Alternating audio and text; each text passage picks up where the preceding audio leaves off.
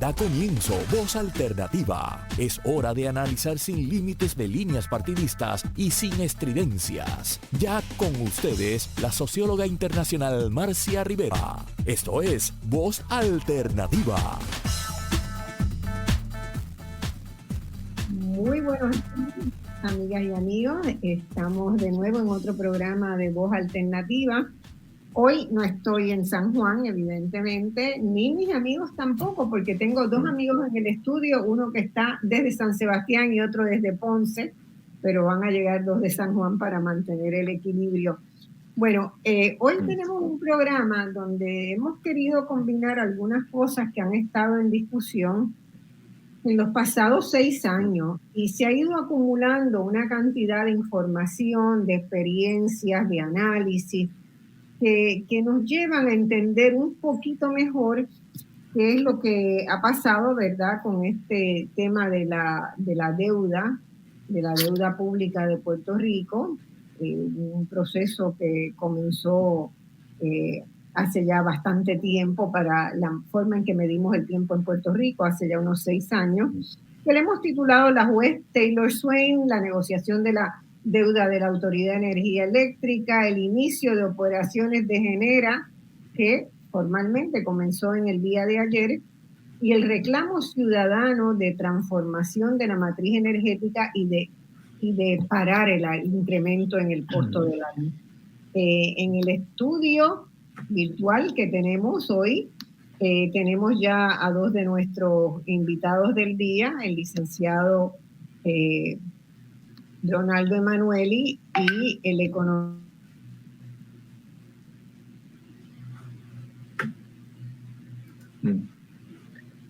Parece que Marcia perdió la comunicación. Sí, entiendo que estamos en directo, así que quizá podemos, Rolando, seguir de alguna manera en lo que Marcia entra, para que las personas que nos estén escuchando puedan, ¿verdad?, seguir el hilo y no verse interrumpidos en este proceso. ¿Qué te parece? Claro, sí. El tema de la Autoridad de Energía Eléctrica es fundamental en este momento cuando se está discutiendo el famoso plan de ajuste de la deuda, el producto de esos 6 años que mencionó Marcia, que la Junta ha trabajado con la Autoridad de Energía Eléctrica. Es un proceso bien complicado, ha tenido muchas vueltas, muchos tropiezos. La situación yo no la veo como que mejora, porque cada vez tiene retos mayores. Y el tema sería cómo la Junta va a navegar los requisitos de que la autoridad salga victoriosa, ¿verdad?, rehabilitada de ese proceso de ajuste de la deuda, y que la autoridad pueda brindar un servicio adecuado a Puerto Rico, que lo que implica es que sea confiable, que sea un servicio limpio y que sea económico. Así que hay toda una serie de retos en el proceso del plan de ajuste, particularmente sobre los requisitos de la confirmación que la jueza tiene que ver y que no tiene el apoyo de los bonistas y que por ende va a ser un proceso bien contencioso. Pero esto tiene muchas dimensiones y la dimensión económica, en la cual tú eres el experto, pues es tal vez fundamental. Sí, bueno, yo creo que han habido muchas voces, ¿verdad?, durante toda esta etapa. Marcia anunciaba efectivamente desde el 2016 que nos encontramos, ¿verdad?, en Puerto Rico, inmersos en este proceso de quiebra. Los factores económicos han sido, ¿verdad?, muy variados, muy cambiantes. Han pasado muchas cosas durante estos años, a nivel local y a nivel internacional. Y todo el mundo sabe, ¿verdad?, desde los terremotos, los huracanes, y después en el contexto internacional, fundamentalmente COVID y la guerra de Ucrania. Yo creo que han cambiado el paradigma y afecta a todo en general y en particular a la reestructuración de la deuda en la que todavía estamos inmersos. Y analizando, ¿verdad?, cogiendo perspectiva y tomando un poco de una mirada histórica de lo que está ocurriendo, todos nos estamos dando cuenta que quizá esta reestructuración de la deuda de la Autoridad de Energía Eléctrica es como la ejemplificación o la epítome de este proceso en cuestión de aprendizaje, si se pueden llamar de alguna manera aprendizajes o lecciones que la Junta de Supervisión Fiscal parecería haber, aunque todavía insuficientes en muchas dimensiones, haber internalizado. Y de hecho, cuando vemos el proceso, y recordarás muy bien al principio, cuando presentaba, por ejemplo, nosotros desde Espacios Abiertos, ¿no?, presentamos nuestro análisis de sostenibilidad de la deuda, y se propuso un recorte del 80%, parecía algo poco razonable, ¿no? Dijéramos, y parecía algo que no respetaba los derechos que tienen los acreedores, ya sea, ¿verdad?, desde el punto de vista legal, desde un punto de vista económico. Yo creo que eso ha cambiado en la narrativa, ¿no? Marcia, estábamos siguiendo... Yo creo que yo me caí de la sesión cuando traté de hacer entrar a alguien y no me di cuenta hasta ahora. Bueno, yo estaba presentando a Rolando Emanuel con todos sus galones. Creo que nadie me escuchó, pero voy a resumirlo muy brevemente. Rolando, yo decía que era una de las personas que más respeto en este país como abogado, como figura del rigor jurídico, ¿verdad? Y también de esa preocupación siempre por lo que le pasa a la gente. Y esa combinación me parece extraordinaria. Decía también que había estudiado inicialmente en la Universidad de Puerto Rico Ciencias Políticas y Derecho y que luego hizo una maestría en la Facultad de Derecho del Centro de Estudios Avanzados de la Católica, donde también fue profesor y director asociado y presidente de la Junta de Síndicos de la Facultad Eugenio María de Hostos. Decía también que y aquí me quedé, y esto es importante que tú me lo contestes, que me interesó muchísimo una publicación que tú dices en uno de los resúmenes que encontré tuyo en la internet, que habías publicado un libro sobre el ABC del derecho en Puerto Rico, de todo, que haces una compilación de unas 85 leyes que son lo que más le importa en la vida cotidiana a los puertorriqueños, y me pareció sencillamente fabuloso. Quiero saber si eso está, si lo has seguido actualizando, si está disponible y si sigue ahí, porque la semana que viene me meto con ella. Hay una versión en Amazon que pues tiene unos años ya, pero la mayoría de las leyes analizadas no han cambiado, así que todavía tiene su utilidad y tal vez me estás motivando para que lo revise y pueda actualizarlo lo antes posible.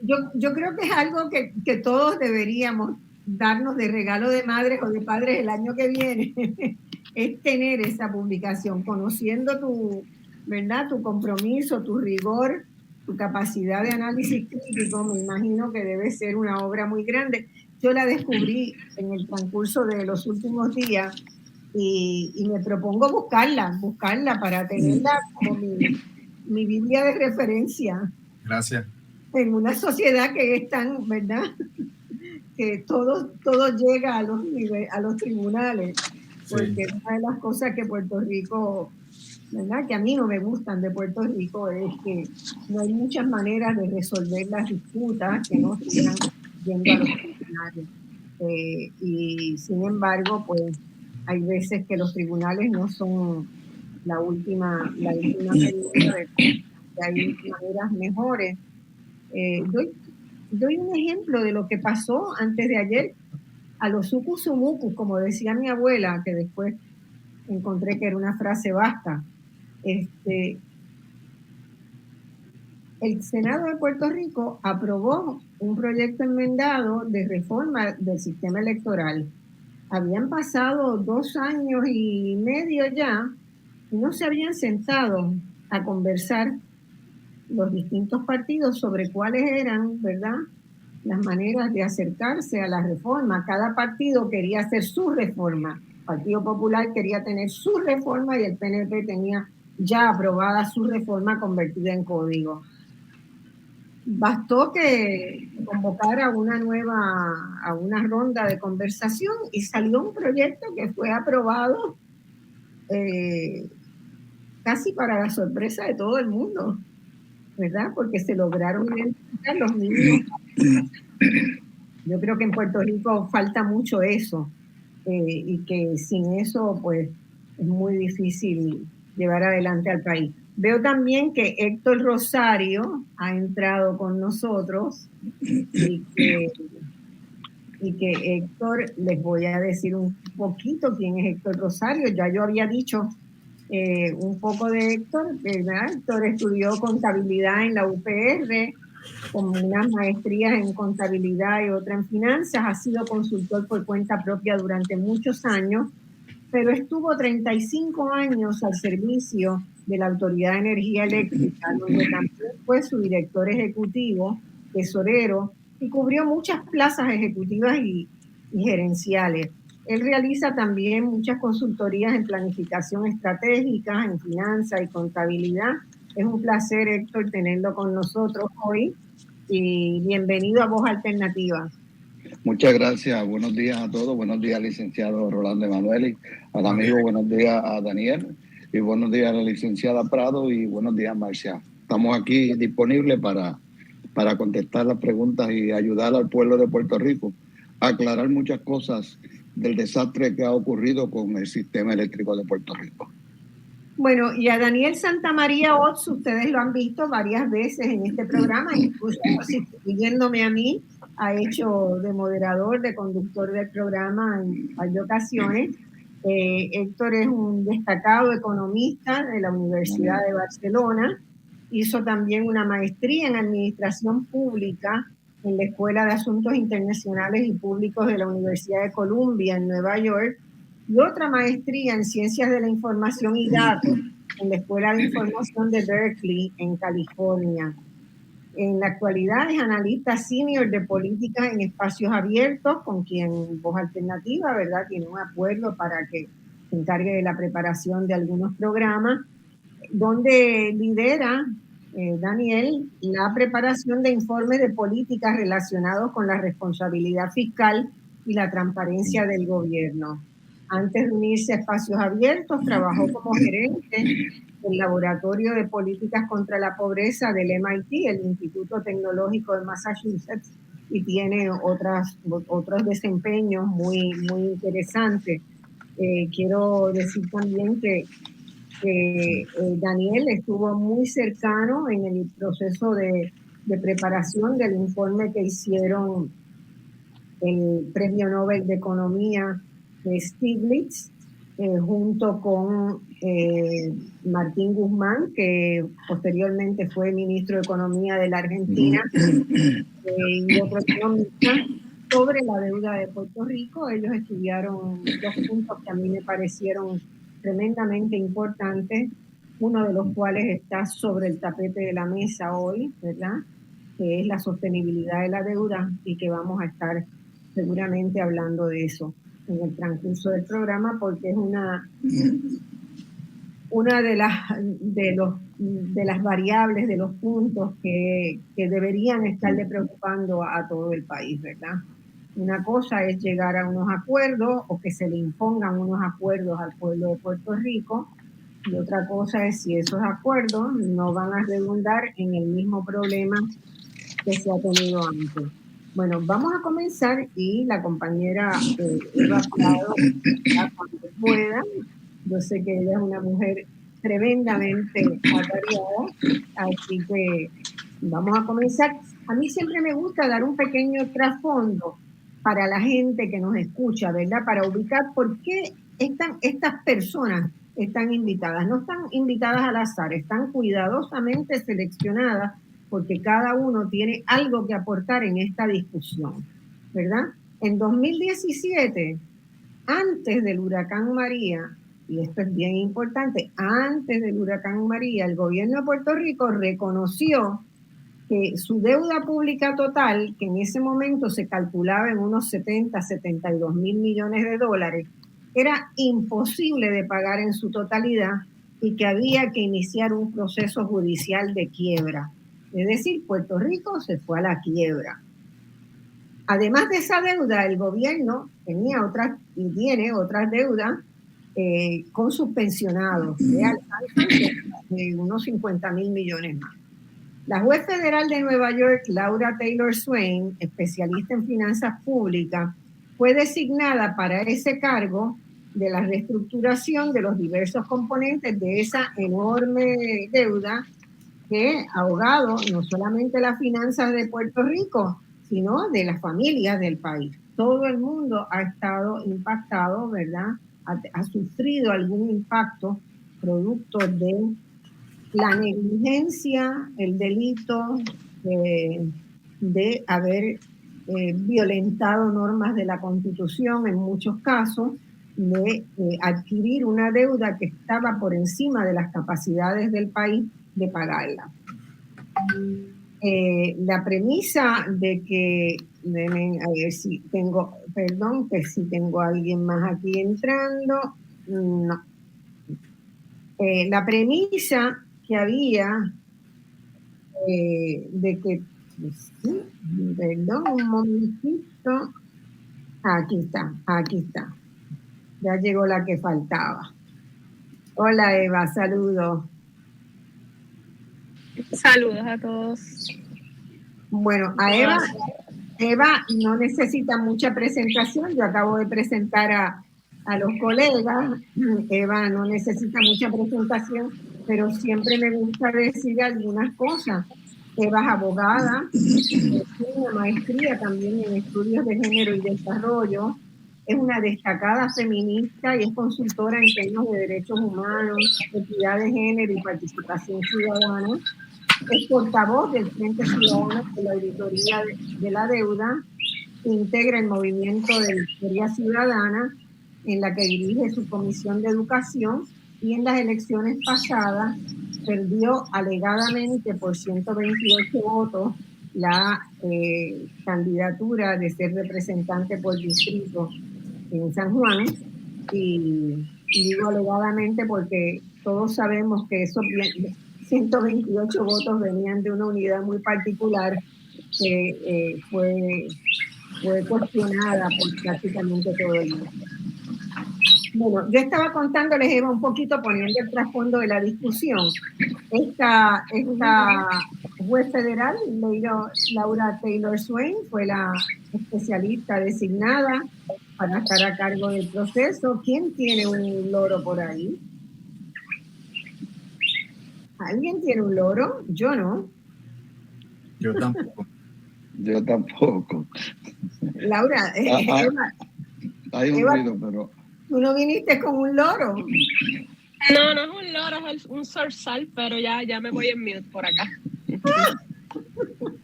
Parece un loro.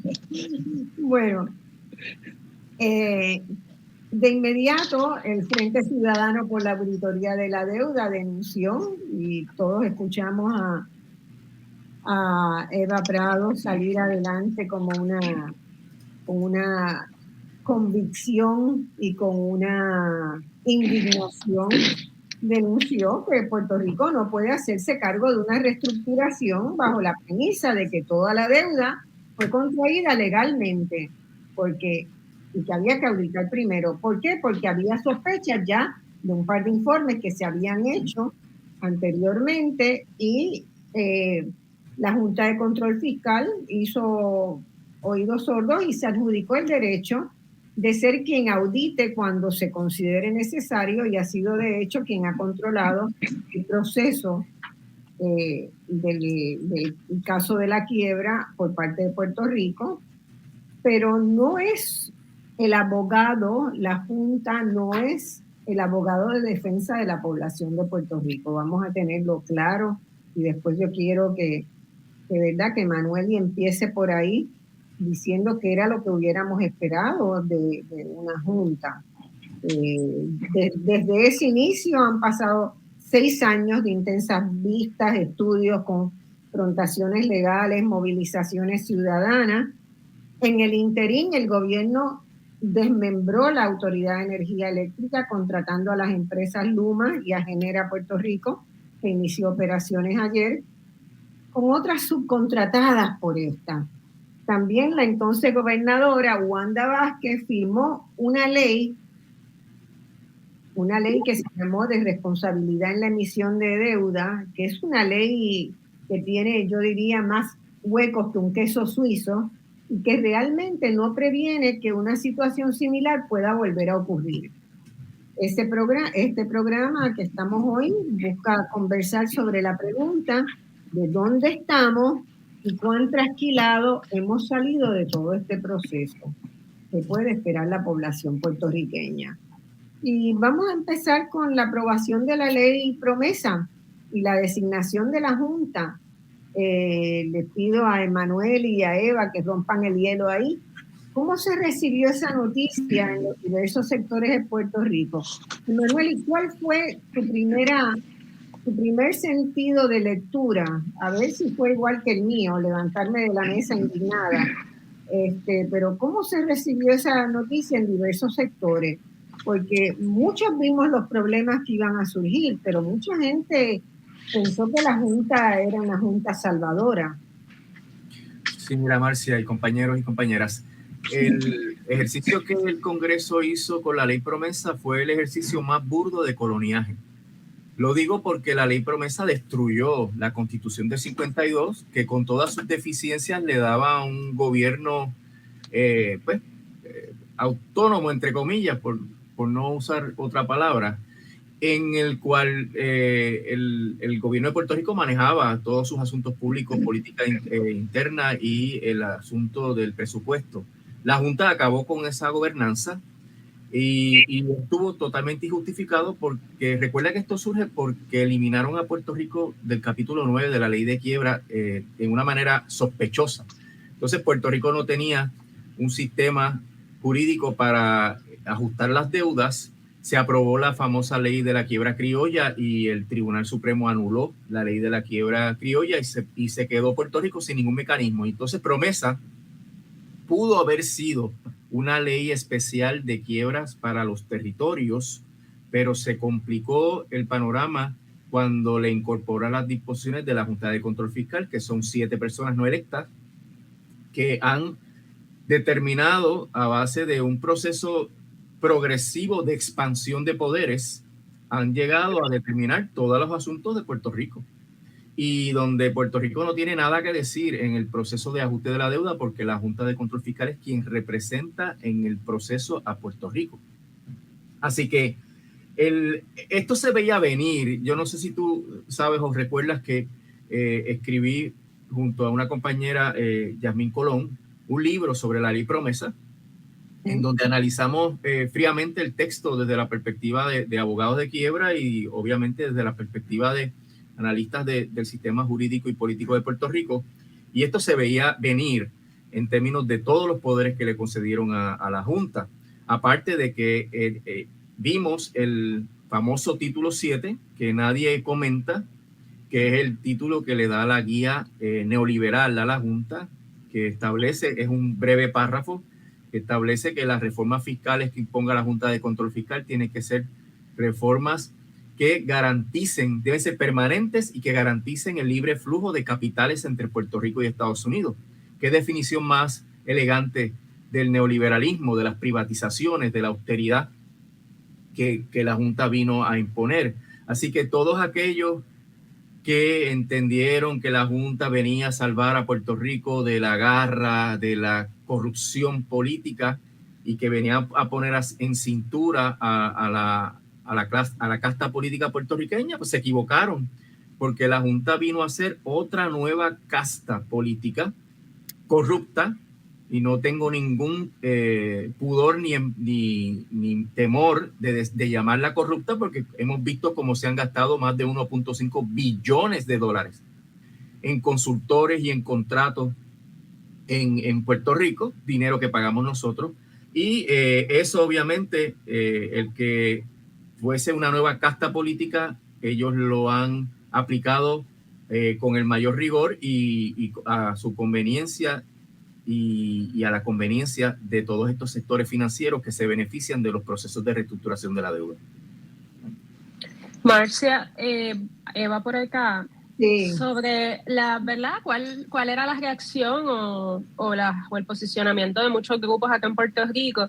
Aunque ciertamente había ciertos grupos y había también una opinión de que algún tipo de control se debía poner en un gobierno que sin lugar a duda ha demostrado ser ineficiente en el manejo de sus finanzas, y también podríamos decir muchísimas cosas sobre el tema de la deuda.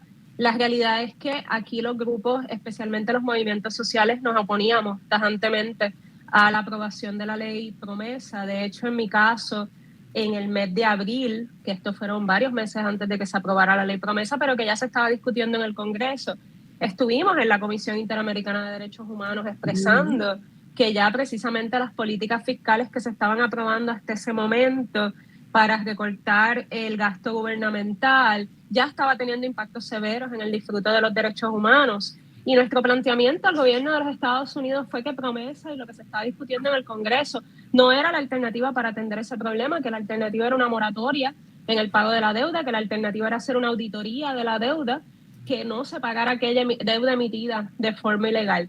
Todos esos planteamientos se llevaron a foros internacionales en aquel momento, no fue solamente a la Comisión Interamericana. Acá en Puerto Rico también se dieron movilizaciones, se dieron asambleas ciudadanas, se dieron protestas, hubo mucha oposición de sectores, incluso cuando una de las manifestaciones más fuertes que ha habido en términos de confrontación en aquel periodo se dio precisamente cuando se anunció el nombramiento de la Junta de Control Fiscal. Aquí siempre ha habido oposición, pienso que de los sectores que precisamente abogamos por la defensa de los derechos humanos, a que una Junta de Control Fiscal o más medidas de austeridad no eran la respuesta para atender los problemas sociales en Puerto Rico.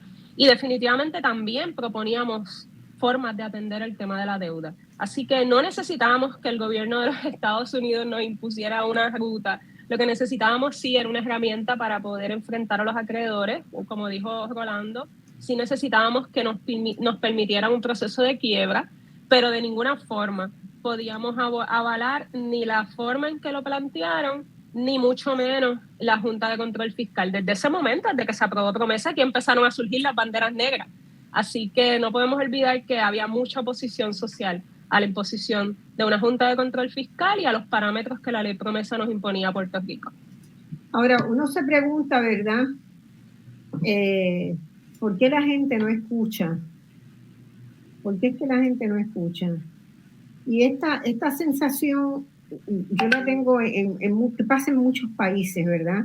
Hay un sector que ha estudiado mucho, hay un sector que se ha fajado por el país, hay un sector que ha vivido en otros lugares y ha comparado experiencias y se da cuenta de que estamos yendo, ¿verdad?, directo a un fondo de un túnel que va a ser bien duro para la población. Y uno se pregunta qué es lo que le pasa a esa población. En el caso voy a pedirle ahora a Daniel que nos comente, porque Daniel y Espacios Abiertos se encargaron de conseguir nada menos que un premio Nobel y a 2 economistas extranjeros fuera de Puerto Rico que vinieran a examinar la situación y dijeron exactamente lo que estábamos diciendo en las organizaciones sociales en Puerto Rico, ¿verdad? Sí. Y lo observamos entonces y lo observamos todavía en la actualidad, ¿no? Aunque estemos inmersos en este momento de la fiesta donde está tocando la mejor canción y nadie quiere parar la música, que son esta venida de fondos federales que está de alguna manera artificializando la mejoría de la actividad económica en Puerto Rico, ¿no?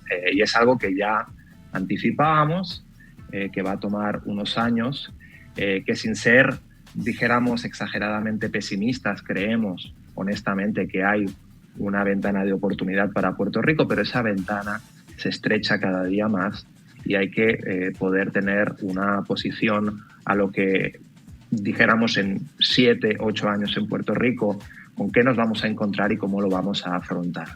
Y yo estaba, ¿verdad?, cuando te fuiste del aire por unos segundos, por unos minutos, estábamos comentando con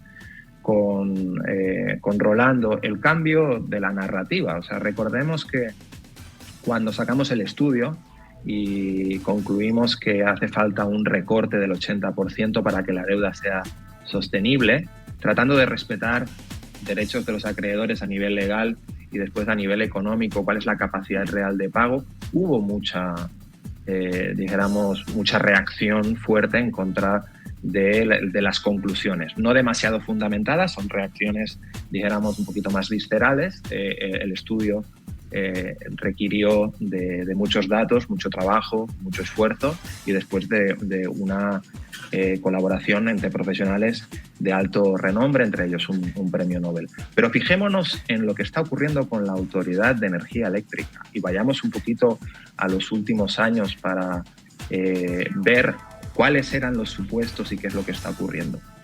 En el 2019, aquí ya habían pasado los huracanes, aquí ya sabíamos la situación en la que se encontraba Puerto Rico y hubo la primera propuesta de plan de reestructuración. Y recordemos que en esa propuesta se proponía recortar en promedio aproximadamente esa deuda de casi 10.000 millones de dólares en 22,5%.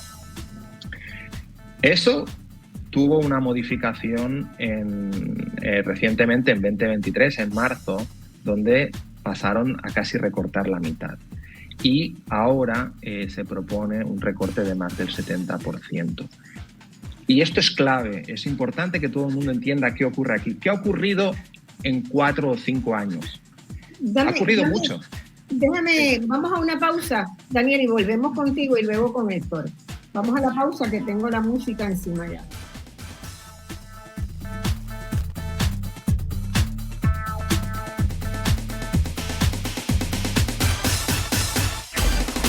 En solo minutos regresamos con Voz Alternativa por Radio Isla 1320.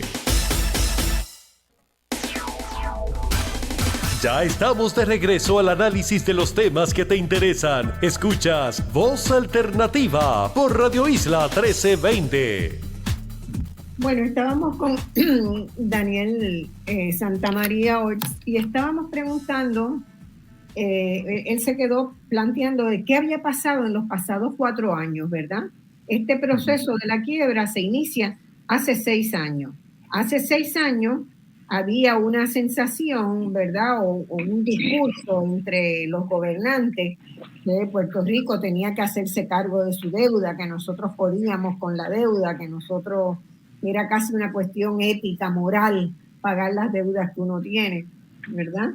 Pero cuando empezó a pelar el gas, entonces la gente empezó a darse cuenta de que hay otra cosa. Y es importante, sí, es importante a lo que tú comentas, ¿verdad? De la narrativa oficial, es importante que se sepa. Mucha gente quizá con más interés en el tema financiero económico lo sabe, pero muchos de nuestros oyentes quizá no.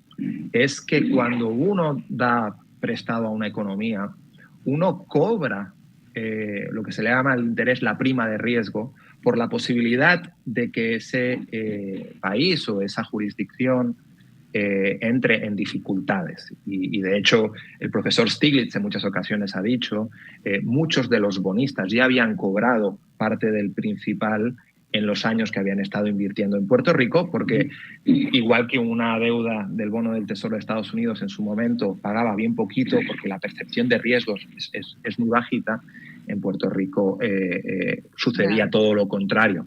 Pero vayamos a donde me quedé, que fue en el asunto de qué es lo que hemos visto. Lo que hemos visto es, en 4 años, 3 propuestas distintas, 3 de la Autoridad de Energía, de la Junta de Supervisión Fiscal sobre la autoridad, donde se propuso desde recortar un 22% en 2019 a recientemente, a principios de año, recortar casi un 50% y ahora recortar más de un 70%.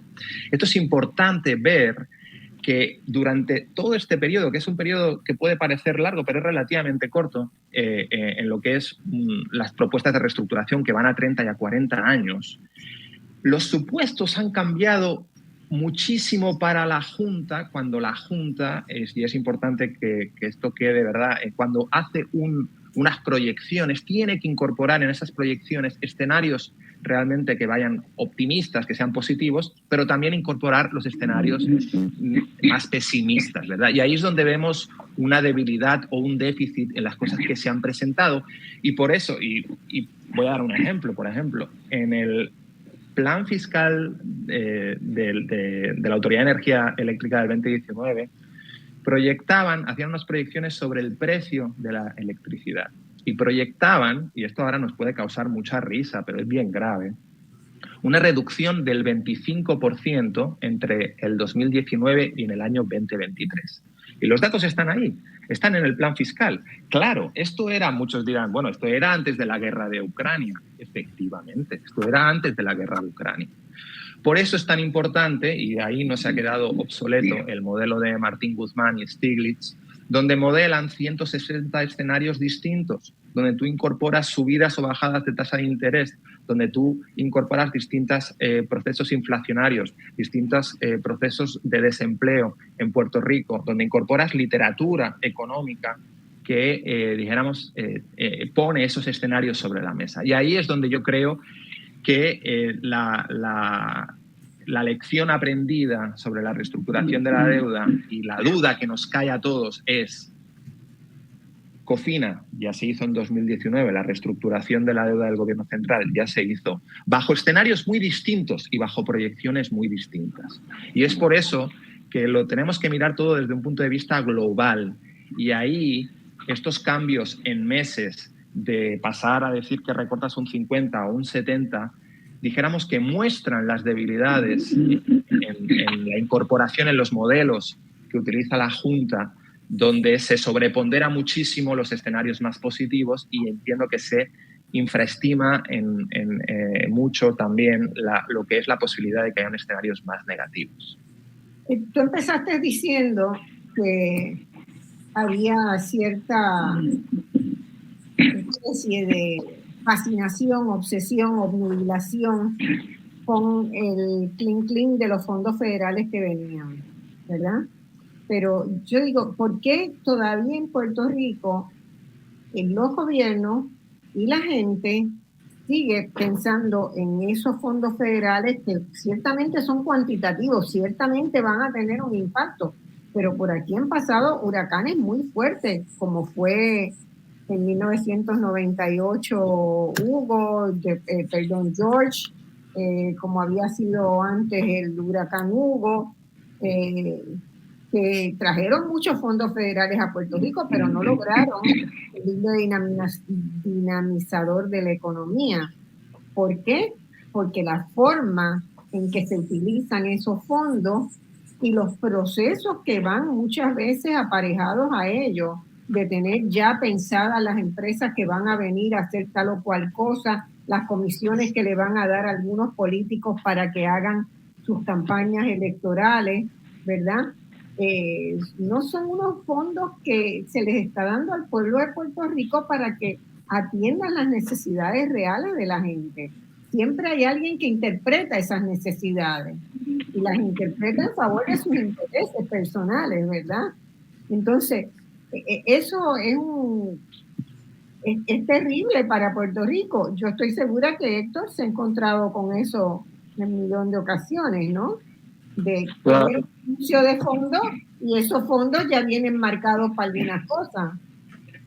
Claro, y además esos fondos están destinados a hacer un proyecto, sea hacer proyecto, sea una actividad económica, pero no genera desarrollo económico. Pero vamos a empezar un poquito, porque tú hiciste ahorita una observación, es que Puerto Rico va a ser un despeñadero y nadie habla. Cuando Daniel empezó a hablar con relación a los datos que utiliza la Junta de Supervisión Fiscal, yo tengo un dato aquí. Este es un informe que se radicó ante el Municipal Rulemaking Board a finales del año 2020, donde decía, perdón, en este informe, donde dice, fue requerido por el tribunal que se radicara este informe, donde dice que en el año 2022 el contrato de Luma iba a generar 22 millones de dólares en ahorro. En el año 23 iba a generar 117 millones de dólares en ahorro. En el año 24 iba a generar 199 millones de dólares en ahorro. Eso es lo que dice un informe, y esta es la representación que hace el gobierno de Puerto Rico, que hace AFAC, dirigida por Omar Marrero. Esta es la representación que hacen ante el Municipal Making Board, que es la agencia que controla y regula todo lo que tiene que ver con de bodas municipales. Entonces, ¿cuál es la realidad que nosotros tenemos en este momento? Cuando se sabe que en Puerto Rico no puede haber desarrollo económico si el centavo en kilovatio hora pasa de 20 centavos. Ahora mismo está el residencial en 28 y el comercial está en casi 30 centavos el kilovatio hora. Llevan a Puerto Rico a un despeñadero, vamos hacia un rumbo que nosotros no sabemos cuál va a ser el final. Más todavía, esto se complica cuando esta gente de la tarifa de la Autoridad de Energía Eléctrica, la tarifa básica, por lo demás, el costo de combustible y todo lo demás, lo que le permite en este momento es recuperar, o supuestamente recuperar. Pero de la tarifa básica, la llamada Ley de Reforma Energética de Puerto Rico, miren lo que me dijo. A Luma le pagan un pago fijo de 110 millones de dólares. Pago fijo, hagan algo o no hagan nada. A GENEP van a pagar aproximadamente 23 millones de dólares. Esto está escalado, un 2% anualmente. Al negociado de energía, se le pagan 18 millones de dólares al año. Y a la Autoridad de Alianza Pública-Privada será casi 20 millones de dólares. 171 millones de dólares que salen de la tarifa básica de la autoridad. O sea, se han añadido con toda esta reforma que si compañías que hay, se le ha añadido al pueblo de Puerto Rico, a la tarifa básica de la autoridad, 171 millones de dólares. Vamos a un despeñadero. No tenemos. ¿Cuál es la solución? La solución es bien fuerte. Nosotros siempre hemos dicho y hemos estipulado, como dicen los abogados, siempre hemos estipulado que somos los primeros que creemos que la Autoridad de Energía Eléctrica necesitaba una transformación mayor en Puerto Rico, pero en este momento vamos en dirección contraria. Bueno, de hecho,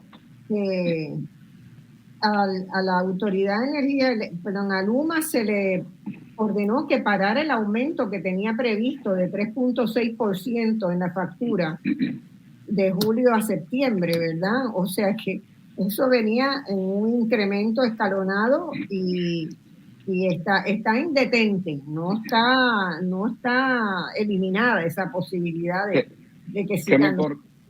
Que me corría el licenciado Emanuel y que el contrato, yo leí el contrato y lo he evaluado bastante, pero eso va a salir de los bolsillos de nosotros porque Luma, todos los costos que tiene, le pasan a la Autoridad de Energía Eléctrica.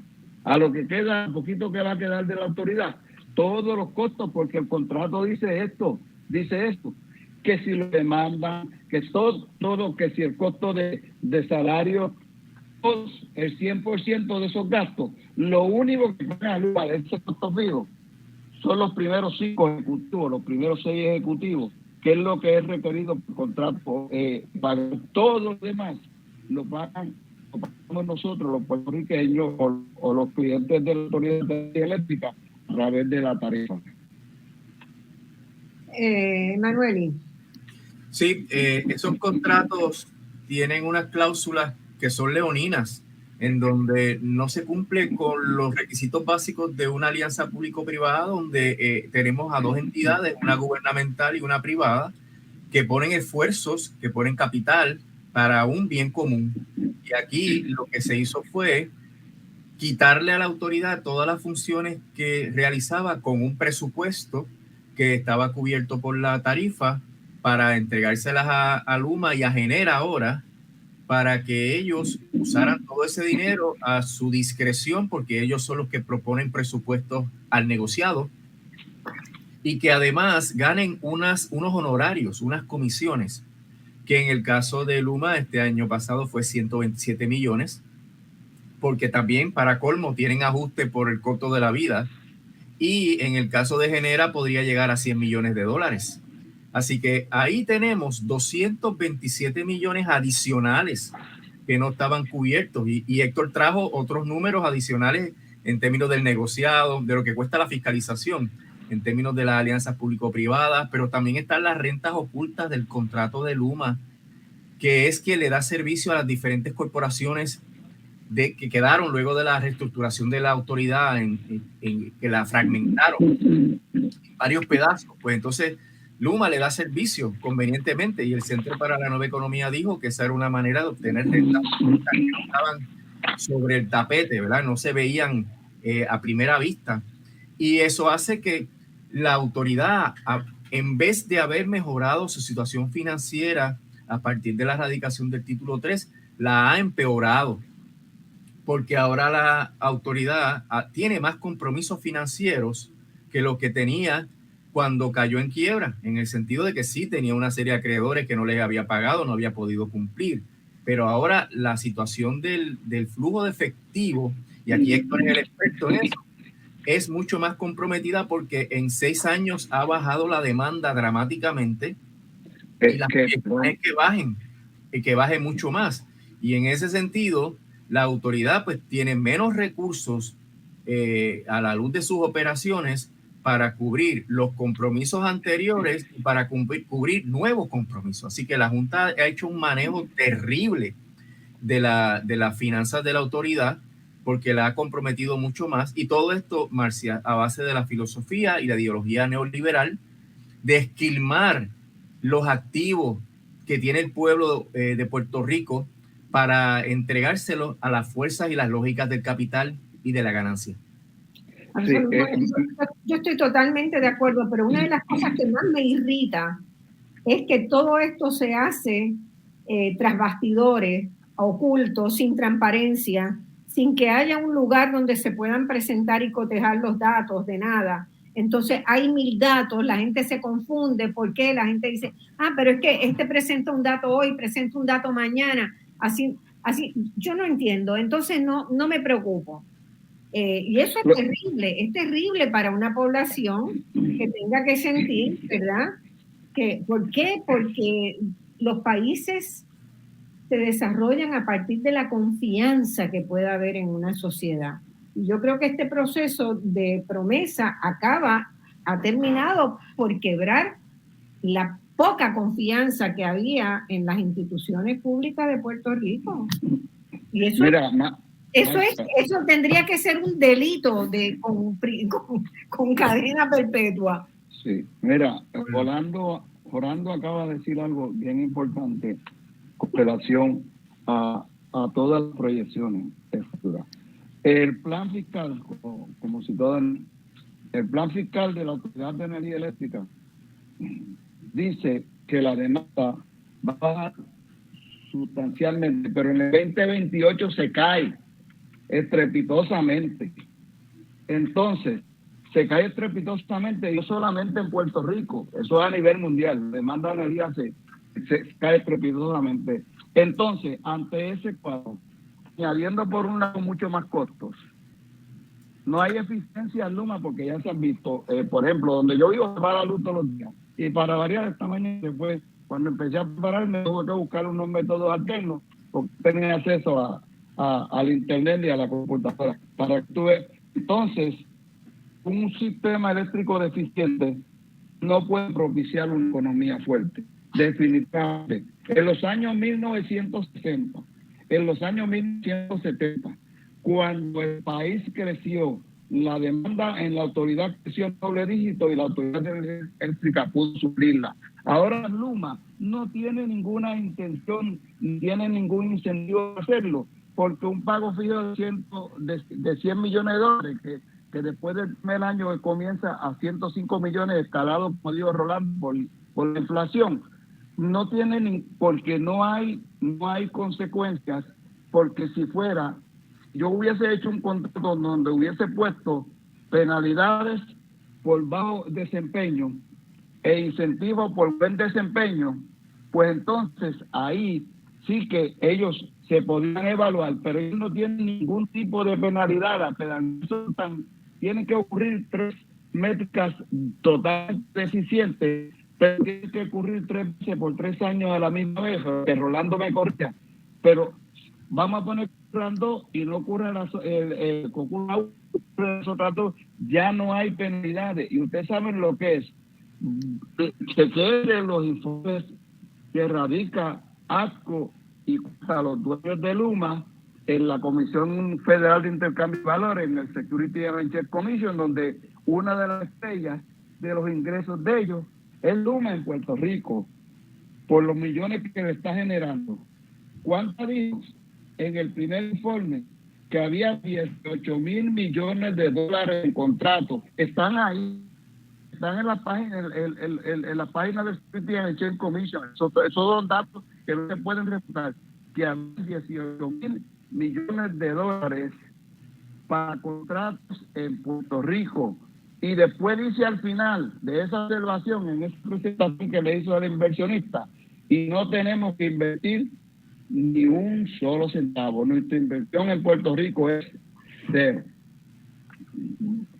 Bueno, yo tengo otra pregunta para el licenciado Emanueli.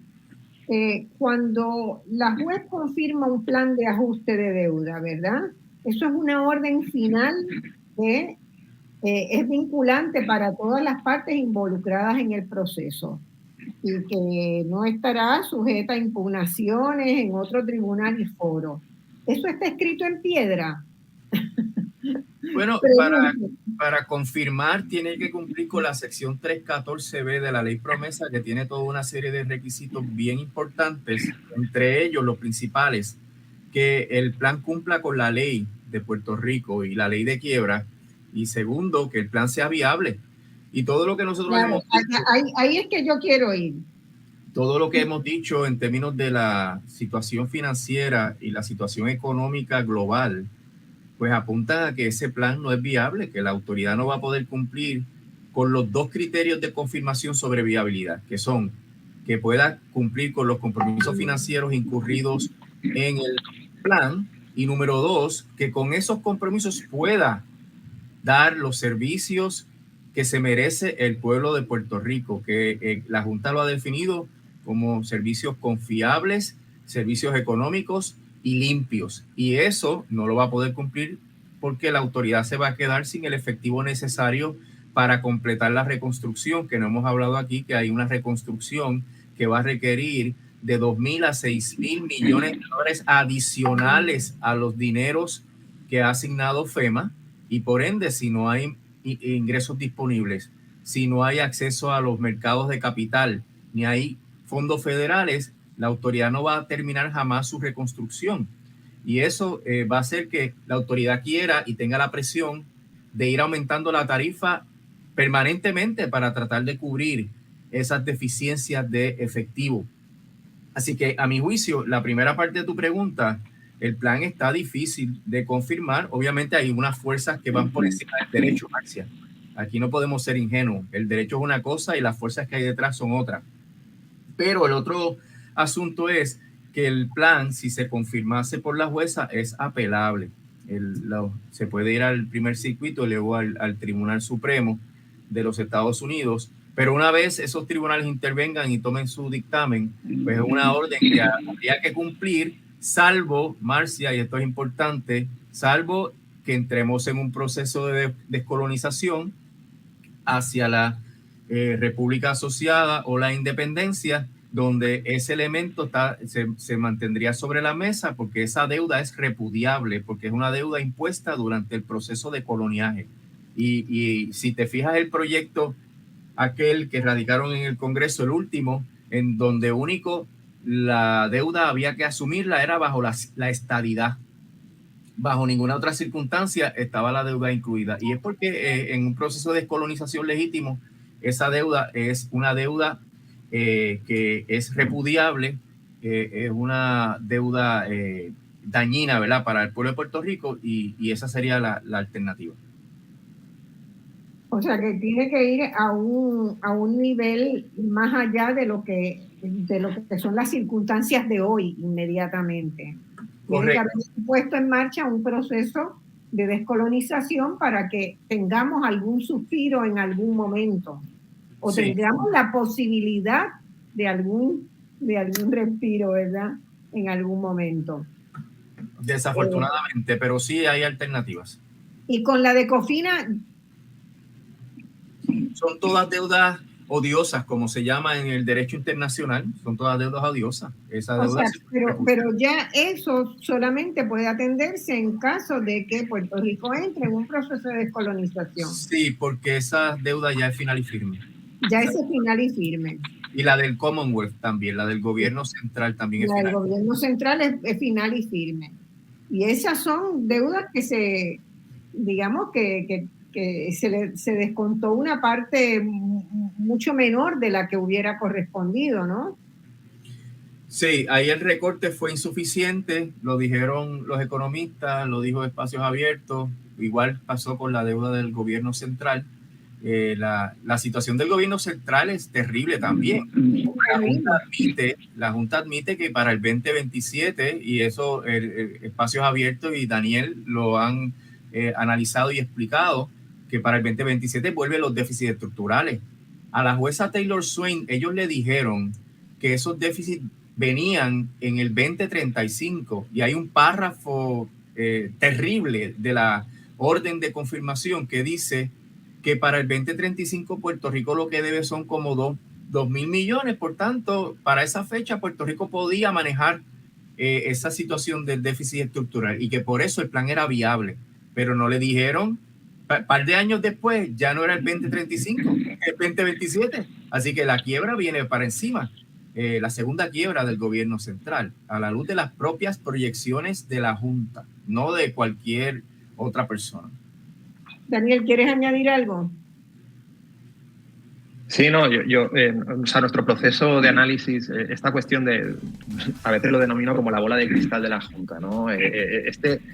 Querer poder anticiparse a 3, 5 y no digamos a 30 años vista. La realidad es que son cuestiones que metodológicamente son muy débiles, muy débiles. La probabilidad de que acierten es prácticamente nula, prácticamente cero. Incluso cuando nosotros criticamos, porque decimos el déficit ha ido de 2044 a 2035, luego volvió para arriba, luego ahora está en 2027. No es serio, dijéramos, ir jugando con estas proyecciones arriba y abajo que hace la Junta de Supervisión Fiscal, ni tampoco nos creemos que tengan una probabilidad alta de éxito en literalmente acertarlas. Lo que sí que la reflexión que tenemos que sacar todos es que nos preocupa muchísimo que estas proyecciones solamente incorporen los mejores de los escenarios, ¿no? Y ahí ha habido un aprendizaje, diría yo, en este proceso de reestructuración. Aún así, todavía pues, se mantiene relativamente insuficiente y levanta muchas preocupaciones porque, como decían, ¿verdad?, las otras invitadas y invitados, tenemos una reestructuración que se hizo en febrero del 2019 con Cofina, que fue un malísimo precedente, no dicho por nosotros. Nosotros hablamos con gente en Wall Street y nos lo dijeron, esto es horrible para Puerto Rico, es terrible lo que se ha hecho con el tema de Cofina. Estamos hablando de gente que gestionaba hedge funds en Wall Street y que se pronunciaron al respecto. Así que dijéramos que esa es la parte que todavía, por eso digo que hay una ventana pequeña de oportunidad donde nos permite reaccionar, pero Puerto Rico, si no logra atender este tema, y después el tema fundamental, que es tener un modelo de desarrollo económico que todavía no se ha atendido, porque no hay reestructuración, incluso aunque dijéramos, reestructuráramos el 100% de la deuda, si aquí no hay un modelo de crecimiento económico, pues Puerto Rico va a tener pocas oportunidades de, dijéramos, la poca riqueza que genere, repartirla de manera equitativa entre los miembros de su sociedad, ¿no? O sea que es algo que todavía está en veremos. Y las reformas estructurales, que eso es otra cosa que nosotros estamos siguiendo muy de cerca. De hecho, vamos a sacar una publicación muy próximamente, donde esto ya lo vimos en Grecia en el 2015. O sea, los datos, Grecia fue sometido a unas reformas estructurales muy, muy similares de las que se pretendían implementar en Puerto Rico, como por ejemplo el despido libre, que tuvo una posición muy fuerte por parte tanto de la Asamblea Legislativa como incluso del Ejecutivo, ¿no? O sea, hay una visión de en lo que se tiene que convertir Puerto Rico, y lo más grave que ocurre ahora es que ya tenemos un precedente histórico, ya tenemos algo que los datos desmintieron, que se hizo con Grecia y no funcionó. Los datos, cada vez que proyectaban algo, los datos desmentían y decían justo lo contrario. Y aquí llevamos ya más de 9 planes fiscales, y lo que estamos viendo, ellos pronostican unos ahorros de estas reformas estructurales, y lo que vemos año tras año es un retraso de lo que ellos proyectaban sobre ¿verdad? El inicio de estos ahorros. No solamente un retraso en el tiempo, sino una, dijéramos, modificación a la baja de los ahorros. Empezaron diciendo que estos ahorros iban a traer 80 o 90 mil millones de dólares durante los próximos 30 años. Y ahora están hablando de menos de una tercera parte de esto durante los próximos 30 años y todavía es dudoso. Es decir, hemos estado sometidos a muchos cambios y recordemos, cuando proyectaban 80 o 90 mil millones, que eso es lo que iba, dijéramos, a propiciar poder pagar cocina, se cerró una reestructuración. Y eso tiene implicaciones. Por eso digo que el proceso de la reestructuración de la Autoridad de Energía Eléctrica, o sea, y lo hemos visto, lo que decías en marzo proponías reestructurar y recortar casi un 50%. ¿Y qué ha pasado de marzo a junio que ahora propones reestructurar un 70%? No ha pasado nada. Ha venido más información. Pretendías pasar un recorte con un plan fiscal del año 2022. O sea, hay un argumento de la irresponsabilidad fiscal que siempre trae la Junta de los gobiernos de Puerto Rico, pero no se aplica en el cuento cuando son ellos que ahora mismo pretendían pasar un plan de ajuste con un plan obsoleto, un plan fiscal obsoleto de hace un año. Y eso también hay que recordárselos a ellos, porque enseguida señalan con el dedo a gobiernos pasados que efectivamente muchos de ellos no han obrado con la mayor diligencia, pero es que resulta que ellos no están predicando con el ejemplo. Yo creo que eso hay que traerlo a la mesa. Claro. Vamos a la pausa y volvemos con Eva, que la veo ahí inquieta por hacer algún comentario en esta etapa. Vamos a la pausa.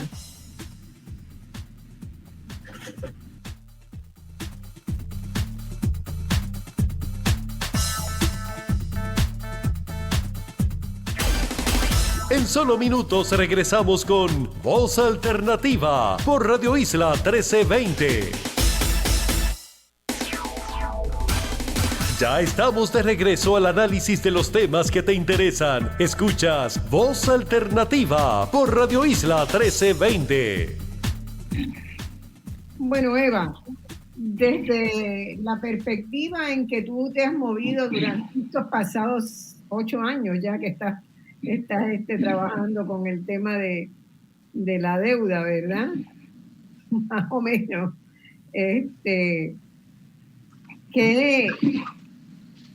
¿Qué tú tienes en la cabeza en términos de mirada estratégica de Puerto Rico?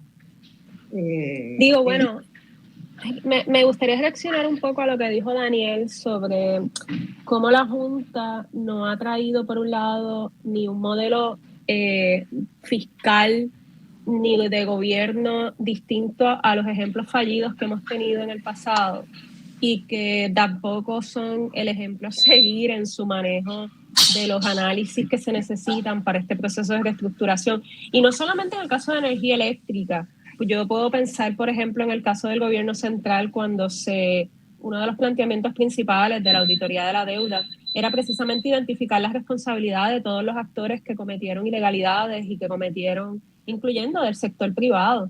Y aquí, por ejemplo, tuvo que la jueza insistirle a la Junta de Control Fiscal que presentara las demandas a aquellos bancos y entidades que entienden que tuvo responsabilidad de todo este proceso, y la Junta arrastró los pies y ni siquiera sabía por dónde empezar con esos señalamientos.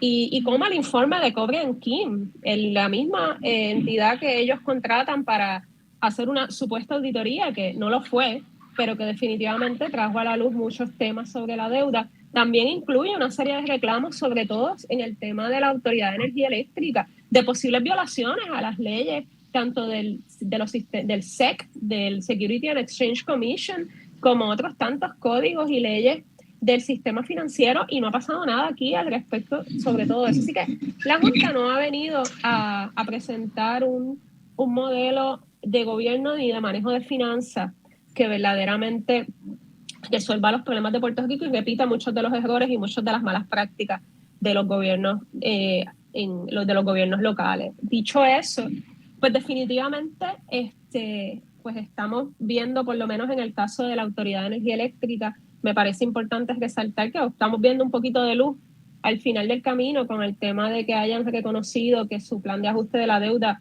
no era viable y que estén hablando de presentar otro. Obviamente coincido en que tampoco necesitamos partir de la idea de que del nuevo que van a presentar sea viable, pero sin lugar a dudas es mucho más de lo que hemos visto en otros procesos de reestructuración de la deuda anteriores, que precisamente es resultado de todo lo que hemos trabajado, señalando que los planes de ajuste tienen que ser viables, tienen que tener un análisis económico que lo sostenga. En este caso todavía estamos esperando los estudios que sostengan este nuevo plan, pero sin lugar a duda la movilización ciudadana, multisectorial, los informes periciales, los análisis que han surgido han sido claves, y no solamente en este plan de ajuste que estaba a punto de confirmarse, sino podemos hablar también de las propuestas anteriores de la Autoridad de Energía Eléctrica. En el 2019 se propuso uno que también contó con las objeciones de un montón de sectores y se hicieron análisis importantes y logramos detener aquella propuesta en la legislatura. Pero ahí esa muestra, ¿no?, de todo lo que hemos tenido que hacer los sectores sociales también son evidencia del mal manejo y de los errores de la Junta, de los errores constantes y resonantes, ¿verdad? Sin embargo, pues nada, nos enfrentamos en términos del próximo periodo, nos vamos a enfrentar y nos seguimos enfrentando a bonistas muy agresivos. Nosotros tenemos entre los bonistas principales, y hay que nombrarlos por nombre y apellido, está BlackRock, que BlackRock es una multinacional conocida, ¿verdad?, como uno de estos hedge funds que también tiene deuda en Argentina, que también tiene deuda en Grecia, y que es una figura que su principal CEO vive en Nueva York.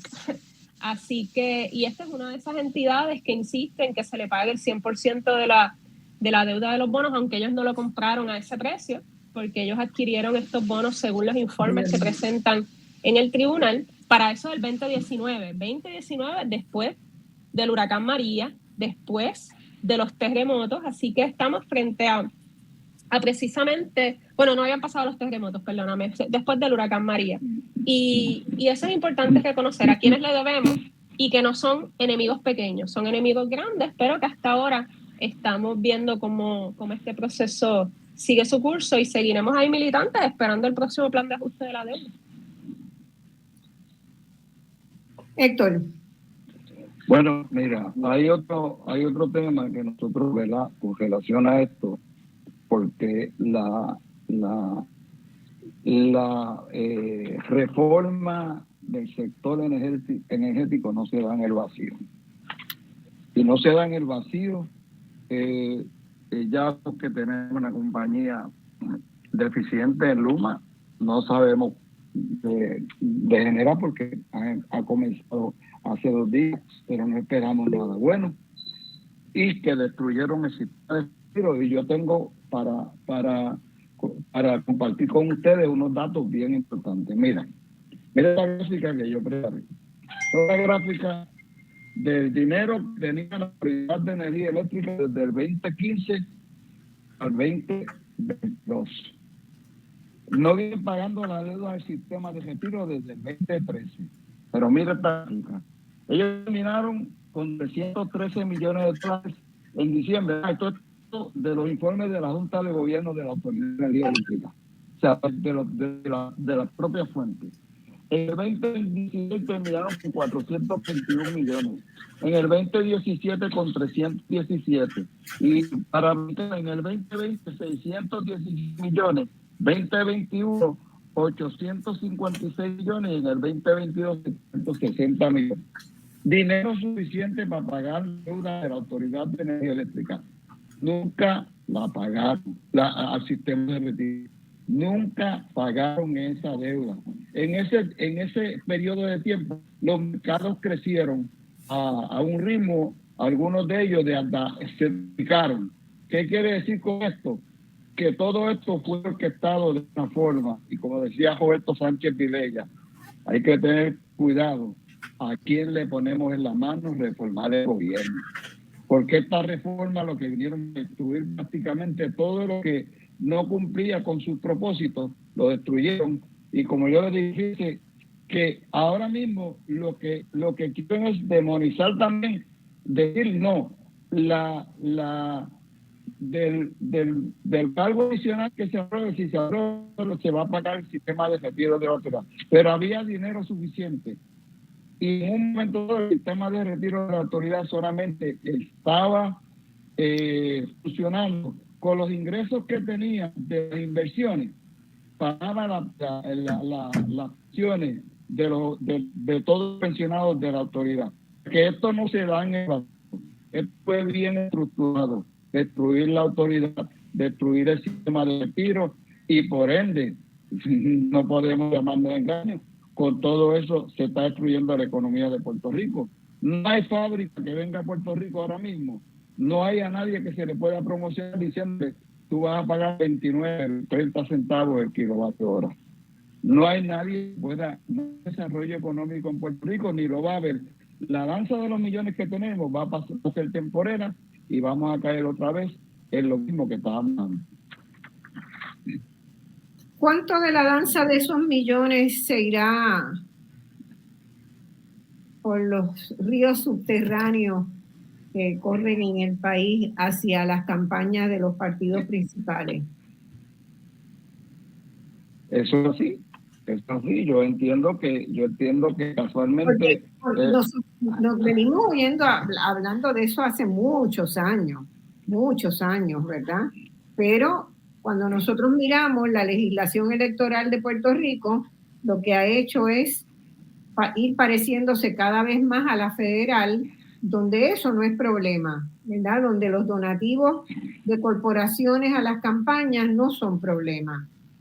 Bueno, el Contralor Electoral dijo en una entrevista esta semana, no me acuerdo con cuál medio fue, pero dijo que se había creado un PAC, un Political Action Committee nuevo, donde ya tenía casi $100,000 habían sido aportados. Yo no sé quién van a respaldar, porque no. Tiene más, ya tiene $500,000, pero eso se van a multiplicar exponencialmente, ¿verdad? Mientras que para Puerto Rico había sido un principio, para el proceso electoral de Puerto Rico, había sido un principio muy fundamental de que en las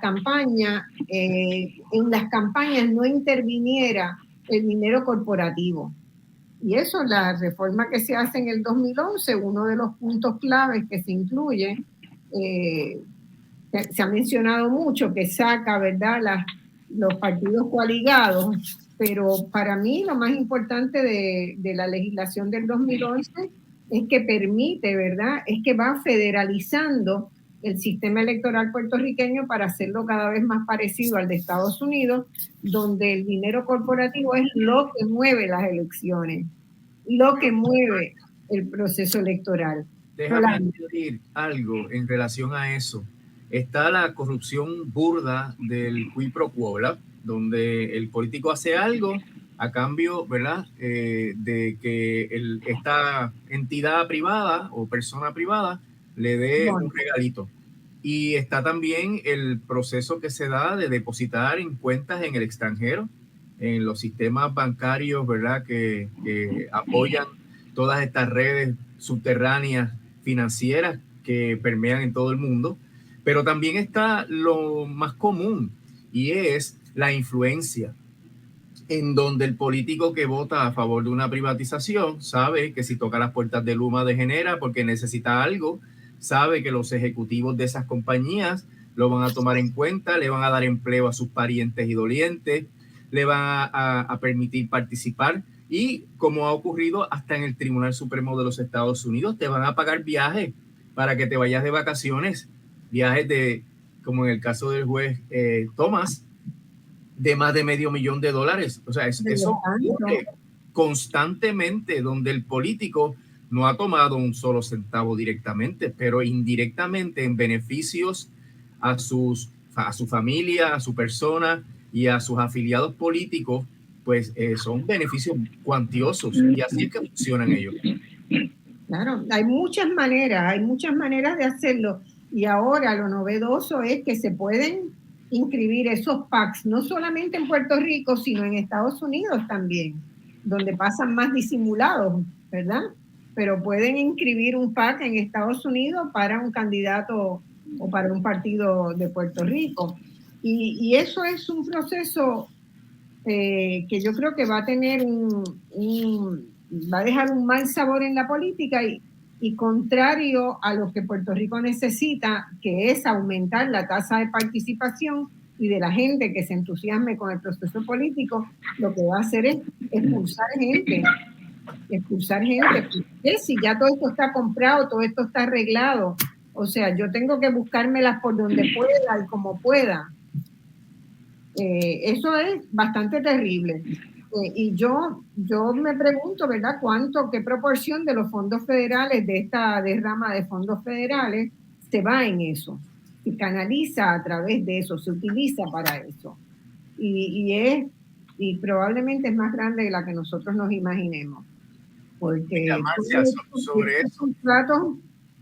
sobre eso, el contrato de Luma y el de Genera permiten que estas entidades contraten a sus matrices y afiliadas.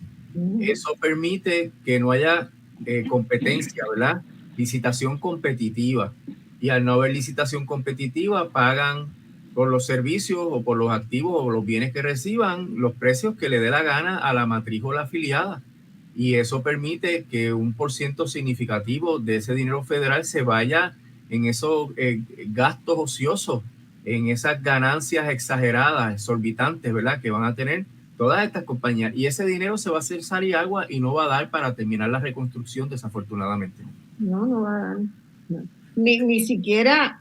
y además yo me pregunto, en el caso concreto del tema de energía eléctrica, que es tan fundamental, no solo para la familia, sino para el desarrollo económico de Puerto Rico, si realmente nosotros en algún momento, con esto que hemos creado, vamos a tener un sistema energético que funcione adecuadamente, con costos razonables, como la gente aspira, ¿no? Bueno, ahora mismo, en abril de este año, salió una noticia que UMA había suspendido, le había escrito una carta, yo tengo copia por ahí de la carta, le había escrito una carta a las compañías que ellos contrataron de poda, que son de su misma gente.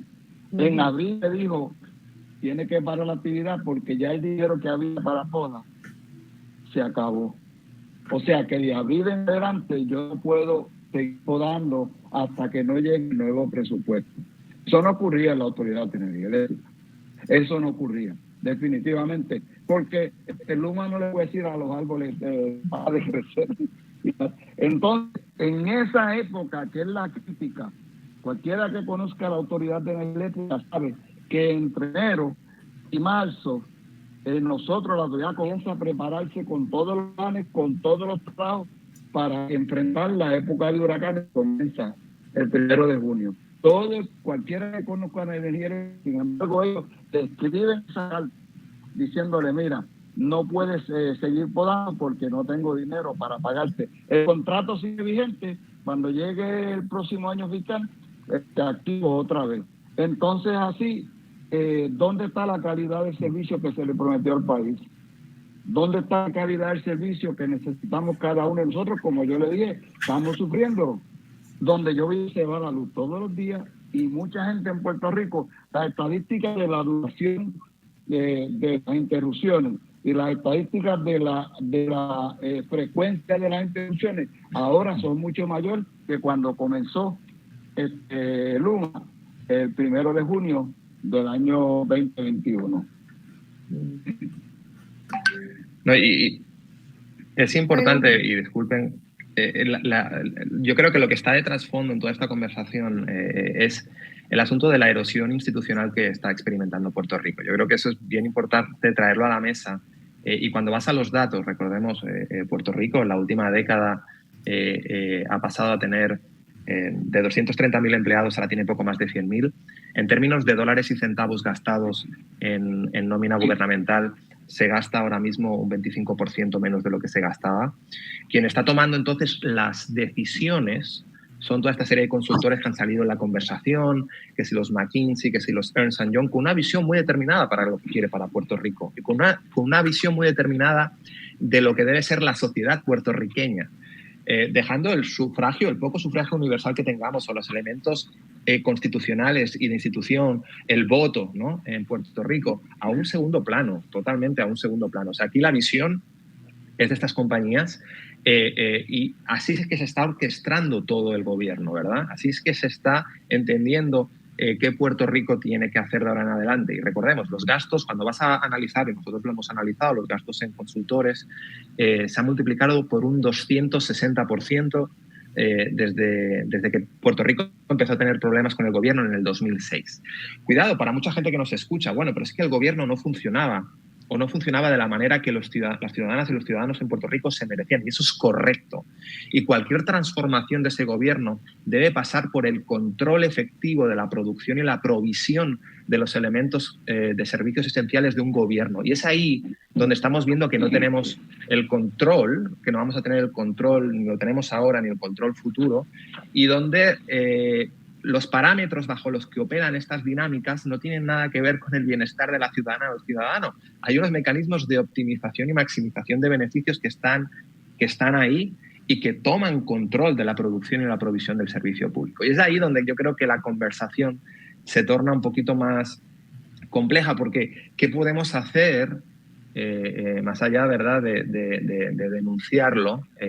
La sensación es que tenemos las manos atadas y que en el futuro dar marcha atrás a esto es complicado y es complejo. Y dijéramos, no hablemos de los conflictos de interés, porque tenemos una exdirectora ejecutiva que, dijéramos, si el talento es tan grande, mira que tienes opciones para tú desarrollarte profesionalmente, ¿verdad?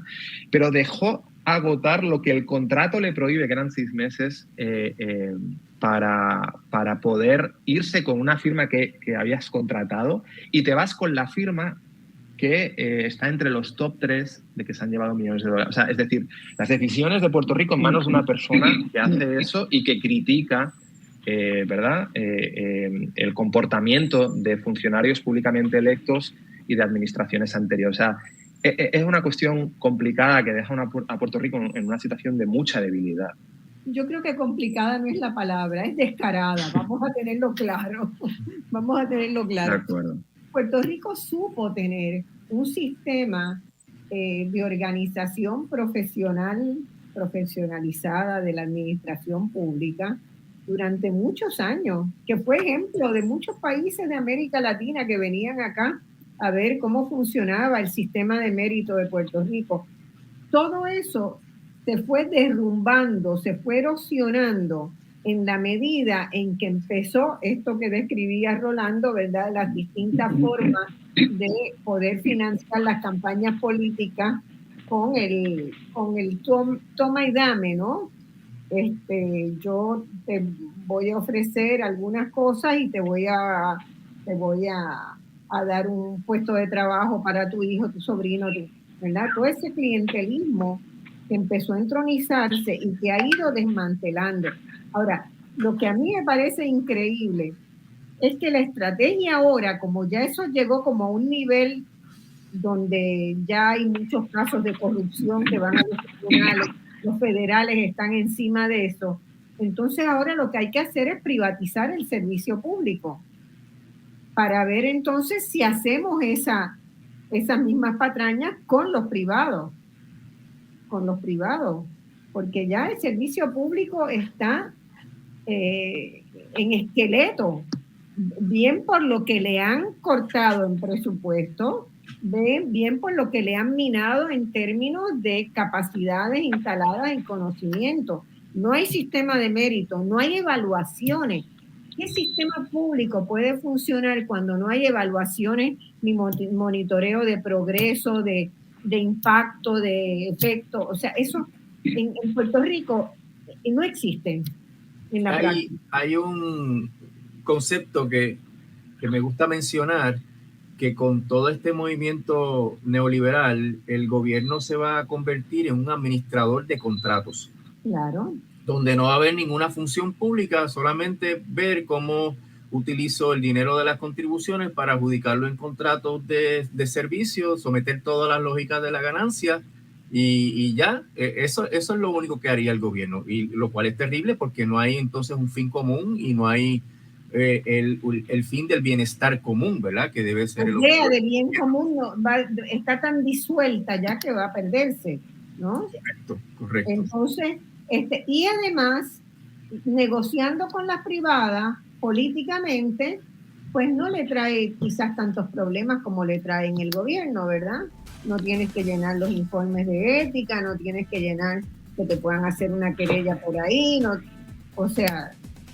Y no hay responsabilidad política porque ya veremos cuando haya una emergencia y ya pasó un poco con Fiona.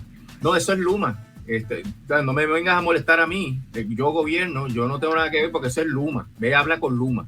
Y entonces el político se quita la responsabilidad de dar un servicio al país.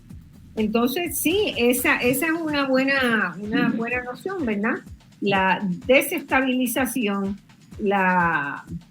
el tenerlos tan atados, quitándoles recursos para hacer las funciones imprescindibles, pues los han hecho irrelevantes.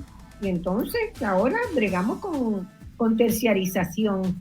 Todo está terciarizado, incluso ahora yo quiero ver en el próximo segmento, ya tenemos que ir a pausa, quiero ver cómo se va a dar esa transición entre la autoridad y Genera, y si Genera va a poder hacer lo que se supone que haga. Yo creo que eso, ¿verdad? Quizás el foco de no queremos Luma ahora va a pasar un poco a Genera, porque se trata de la generación, justamente, de la generación, si va a ser posible la generación de energía. Vamos a la pausa y volvemos con eso en el próximo segmento. Estamos abiertos para tomar algunas llamadas 15 minutos antes por el 787-292-1703, 04 o 05.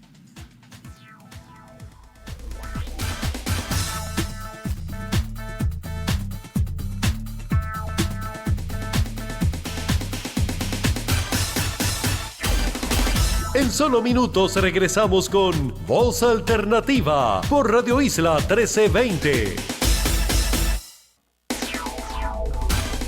Ya estamos de regreso al análisis de los temas que te interesan. Escuchas Voz Alternativa por Radio Isla 1320.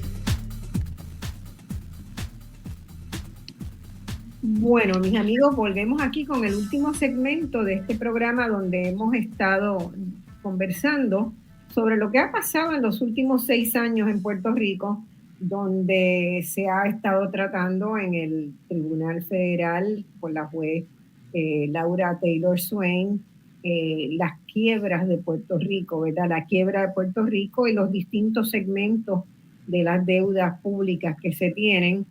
Y creo que el consenso acá en este grupo es que la situación no pinta bien. Y no pinta bien, y para mí, a partir de ayer se abre otro cajón de lucha, ¿verdad? Con la toma de posesión de Genera, que obtuvo un contrato para hacer buena parte de las tareas que antes hacía la Autoridad de Energía Eléctrica. Y a mí me levantó sospecha una nota en el Nuevo Día de hace unos 4 o 5 días atrás, la semana pasada, que reseña, ¿verdad? Y que dice que al igual que pasó con el operador Luma Energy hace unos 2 años, Genera tomará el control de la flota generatriz de energía eléctrica sin cumplir con varias de las condiciones precedentes del contrato. Entre esas condiciones, y cito, la Autoridad de Alianzas Público-Privada permitirá a Genera comenzar operaciones sin presentar el plan que supuestamente permitiría conseguir ahorros en la compra de combustible, el principal gasto operacional de la Autoridad de Energía Eléctrica. Mi pregunta es, y voy a empezar con Emanuel y seguir con Rosario. ¿Qué recursos tenemos los ciudadanos para, ¿verdad?, por lo menos cuestionar una decisión que el propio gobierno, ¿verdad?, la Autoridad de Alianzas Público-Privadas permita iniciar un contrato para el cual no se tienen los recursos necesarios. Mira, Marcia, el problema es que, como he mencionado, esos contratos son leoninos, le dan todo al privatizador y el gobierno se queda con nada. Entonces, le deja la discreción de ceder en forma adicional, de ceder más a los funcionarios corruptos que otorgaron los contratos. Aquí estamos hablando de los famosos waivers, ¿verdad? Sí. La famosa renuncia a prerrogativas o a requisitos que tiene el contrato.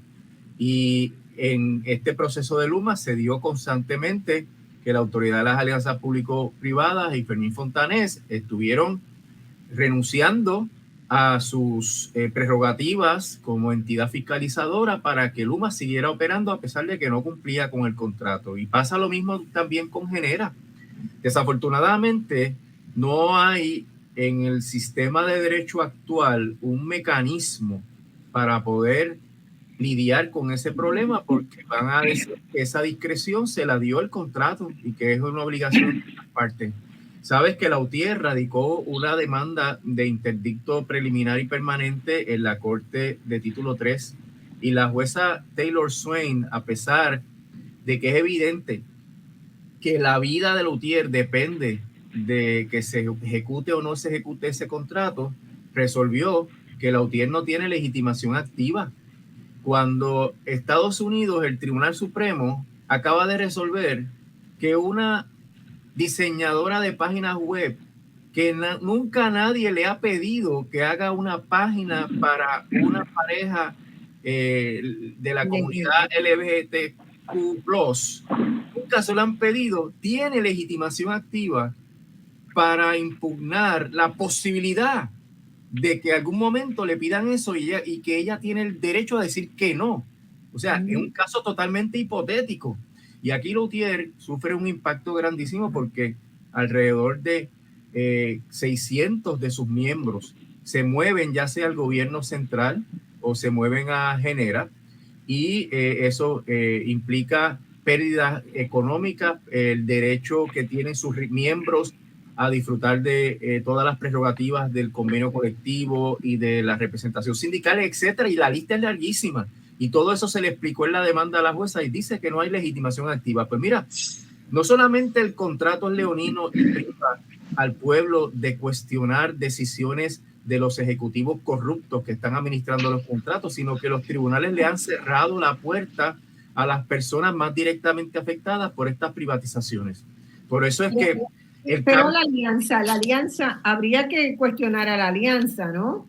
El que la alianza va a decir que eso es discreción otorgada por el contrato entre las partes y que la discreción la ejerce el funcionario sin ninguna revisión, y eso dentro del sistema político, eso es una cuestión política. El funcionario tenía discreción para decir sí o no y dijo aquí, pues no cumplas, empieza, no importa que el que venga detrás pague los platos rotos, pero ese es el grado de irresponsabilidad que estamos viviendo aquí en el país hoy en día. Claro, yo quisiera que la gente se colocara, ¿verdad?, en una situación donde le dan un trabajo, vamos a decir, y el trabajo supone que usted tenga unos grados académicos aprobados.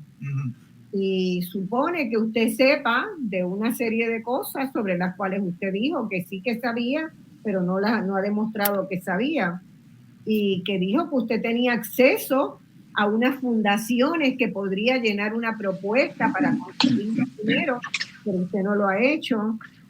Y que de todas maneras el funcionario dice, empiece, no importa nada de eso, cuando usted termine la maestría, pues lo añadimos al récord, pero mientras tanto puede empezar a trabajar sin saber inglés, y usted había dicho pero todavía no ha terminado de aprender inglés. ¿Usted cree que eso es razonable? Eso es lo que está pasando. Para nada es razonable y es un abuso, un atropello, un riesgo, porque aquí la generación en Puerto Rico es muy riesgosa. Puede haber un accidente que cueste vidas o que cueste que una de las plantas pues se destruya o que finalmente se queme, Y esto porque no es que los que estén allí no sepan de qué se traen entre manos, es que son muy pocos para manejar las operaciones que son 7 días a la semana, 365 días, 24 horas al día. Y si tú no tienes todo el personal que tenías, el staffing que llaman, pues tú vas a tener turnos de 12 horas, 14 horas, 16 horas, y la gente se agota y va a cometer errores. Es el riesgo en el cual estamos. Y Héctor obviamente sabe más de eso que yo. Héctor, otra pregunta. ¿Cómo se está haciendo esa transición? ¿Qué proporción de los empleados de Genera han sido contratados por Genera? Particularmente los que están, ¿verdad?, celadores de línea, los que están en la calle, vienen de la Autoridad de Energía Eléctrica y tienen experiencia. ¿Sabemos eso? Bueno, la información que yo he visto, no tengo mucha información, es que 553 empleados que habían en la autoridad pasaron a trabajar con Genera. Pero aún, como dice Emanueli, es importante señalar que en el caso de la producción de energía en la autoridad, que son más de 4.000 megavatios, 4.000 y pico de megavatios de la autoridad, porque también hay 2 privados que tienen adicional 891 megavatios, que son AES y Ecoeléctrica. En ese caso, ya venía sufriendo una reducción grande de personal y se estaba dando las condiciones, lo que estaba diciendo Emanueli, ¿qué sucede? Gente trabajando turno de 24 horas, gente descansando allí mismito para seguir en la planta. Usted visita una consola de una planta y usted de repente ve que suenan 4 o 5 alarmas a la misma vez. Ninguna persona es papá Dios para estar en los 5 sitios a la misma vez y ver qué está pasando aquí con la turbina, qué está pasando con el generador, qué está pasando con la caldera.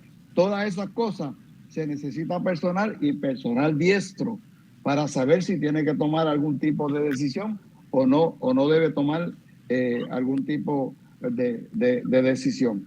Esto, como la transición de Genera solamente duró 6 meses, yo responsablemente no podría opinar. No he visto, hay algunos empleados que eran buenísimos empleados de la Autoridad de Energía Eléctrica, pero el problema también que algunos de estas compañías nuevas, como hizo Luma, viene con una filosofía de que ellos son los que mandan.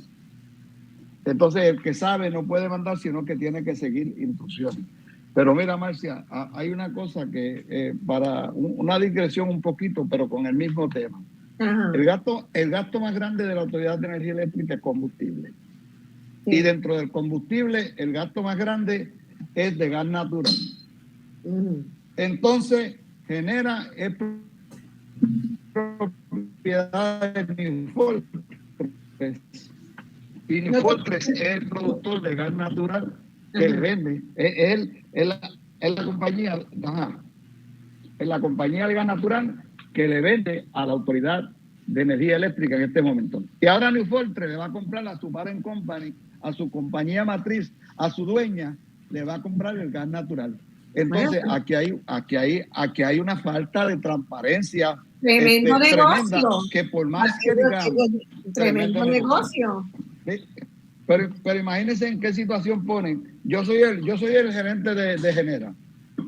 Y voy, Rolando es Nifoltres allá. Y yo voy y le digo a Rolando, perdona, yo no te puedo comprar ese gas, pero Rolando es mi jefe y es el dueño de la compañía.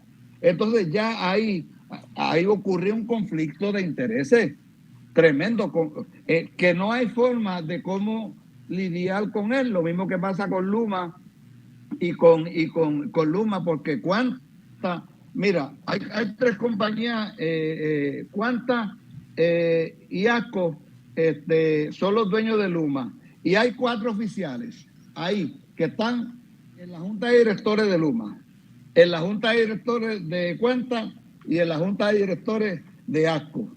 O sea, son los mismos los que toman las decisiones. Me pongo el sombrero, eso es como el pueblo pequeño en Estados Unidos, que el cartero se pone un sombrero para atender y entregar una carta y se pone otro sombrero para hacer otro tipo de funciones. Eso está pasando ahora en Puerto Rico y créeme, eso es un conflicto de interés grande y grave para el país. Grave. Tremendo negocio para ellos.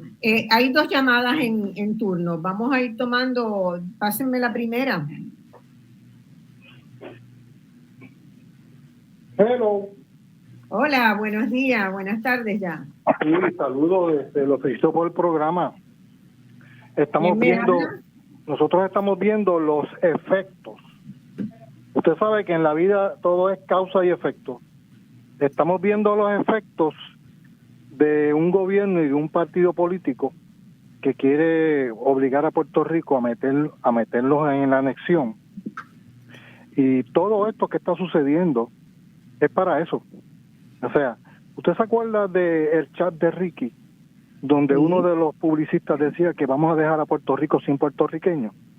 Sí, pues eso se está implementando también, porque cuando usted sube hasta un precio imposible el costo de energía eléctrica, los negocios de los puertorriqueños se quedan solamente en los negocios de las megatiendas, de las compañías americanas, y Puerto Rico se va a convertir en un país de solamente estadistas y americanos. Aquí están dándole todos los beneficios a las empresas americanas que vienen a Puerto Rico, pero al pequeño comerciante de Puerto Rico no. Y todo esto que está viendo, que se están robando el dinero de la ayuda federal para el sistema eléctrico, como ustedes mismos dicen, se lo van a robar todo y no van a arreglar nada, y todo se va a quedar con compañías de energía solar que son compañías favorecidas, que a su vez le dan dinero a ese partido en el Super PAC y la gente no se entera. Y Puerto Rico, pues todo el mundo va a tener que tener energía solar a la larga. Pues aquí tienen que unirse la inteligencia de la izquierda de Puerto Rico para contrarrestar ese plan. Primero conocer el plan al dedillo y luego contrarrestarlo para proteger a Puerto Rico de estos ladrones que lo que quieren es dejar a Puerto Rico en la quiebra. Muchas gracias. Bueno, gracias, pero como decía Eva Prados en su intervención inicial, ¿verdad? Aquí hay mucha gente que ha dejado el cuero con estas campañas. No sabemos si la gente escucha lo suficiente y entiende lo suficiente. Quizás tenemos que hacer todavía más. Pero algún comentario que quieran hacer, Héctor, Emanuel y o Daniel. Que ahora mismo estaba verificando que hay 66,000 clientes de la autoridad que no tienen energía eléctrica. Yo soy uno de ellos porque se fue la luz. Aquí me invento que en este momento se acaba de ir la luz otra vez. Como dicen los abogados, nada más con el testigo. Nada más con el testigo. No, es fuerte, está fuerte. Y yo creo que se va a complicar todavía más de aquí en adelante. No es algo que...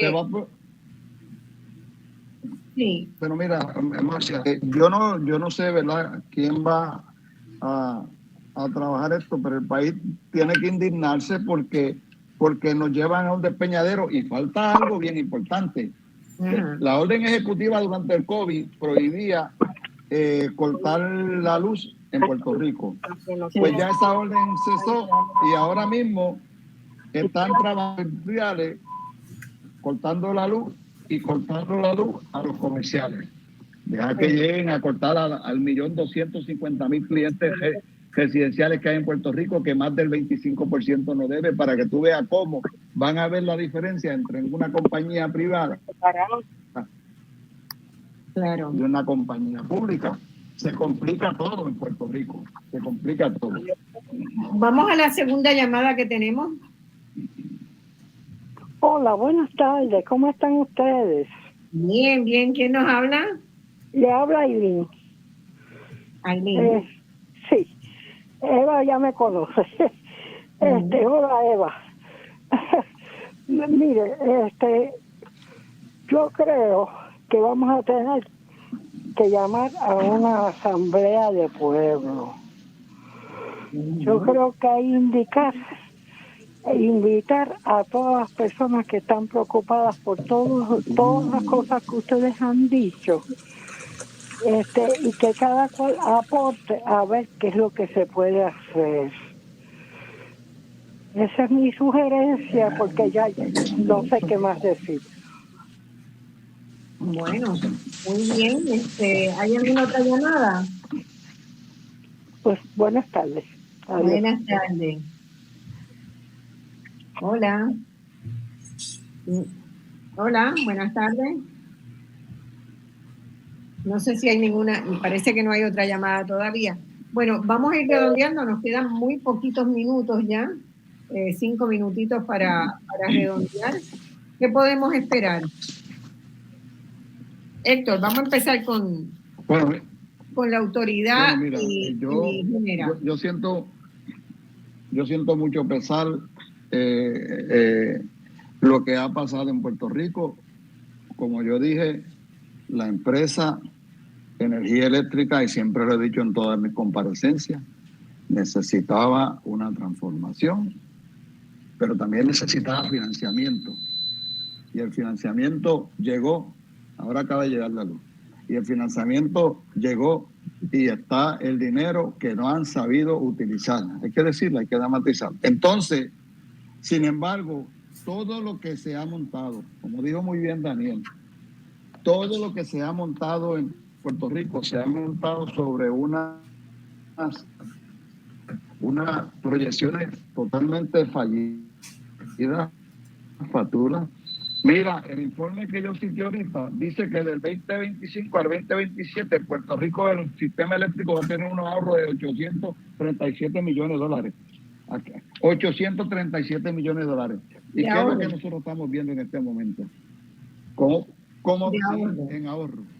Y como diré, sí, 837 millones de dólares. Para el 2025, 293, para el 2026, que no lo cité ahorita, 288, y para el 2027, 256 millones de dólares. 837 millones de dólares. Y miren, y voy a tener que dejar mi participación con, como dice el jíbaro puertorriqueño, en este momento lo que me espera es hambre y miseria.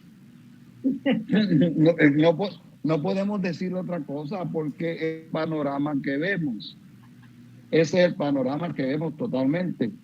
Los economistas, ¿verdad? Yo no soy economista, pero no hay desarrollo económico en Puerto Rico. Rolando sabe que la Junta de Supervisión Fiscal, una de las cosas que vino también fue a arreglar supuestamente las finanzas, pero que vino también a propiciar desarrollo económico. Propiciar desarrollo económico a 30 y pico centavos el kilovatio hora. Ahí cierro mi pensamiento. Daniel.